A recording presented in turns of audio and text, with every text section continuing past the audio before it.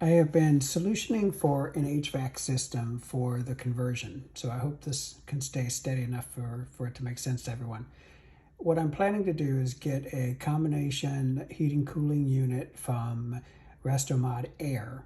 The problem with that, of course, is that it's made for a conventional car where it just has hot coolant running through, a coil, and then it has a belt-driven compressor. I have an early Tesla AC compressor that I am pretty confident from what I've researched that I can just run off of a PWM signal. And then of course it will the AC system itself will provide a ground or not provide a ground when it wants it to turn on and off to not get too cold. So the Restomod Air AC system has a fan speed knob, which I've confirmed with them is just a potentiometer, and then it has a temperature knob, up and down, which is, I believe, also a potentiometer.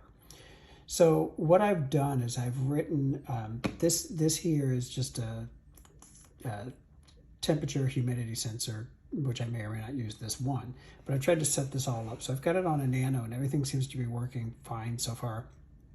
And this is just a display to show you what's happening. So T here is just reading the temperature, H is the humidity off of this sensor, and then ST is set temperature. So what I've done is I've used this potentiometer here to replicate the temperature knob from the HVAC system. This potentiometer here replicates the fan knob from the HVAC system. So I'm reading the value of each one of these and then mapping them to different things to do different functions.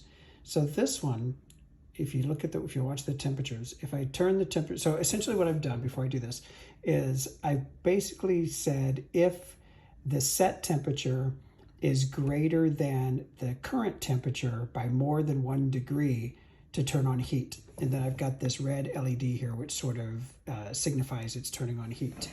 And then kind of the opposite the other way. If the set temperature is lower than the temperature reading by more than 1 degree to turn on the AC. Now, not only will it turn on the AC, which is blue, of course, but it will also send out a PWM signal to drive the compressor. Now, the strength of the PWM signal is determined by the fan speed. So you can see what I've got here is when the system's off, it's off and it displays that. If I go up just say let me see if I can get all the lights. If I go up just 1 degree,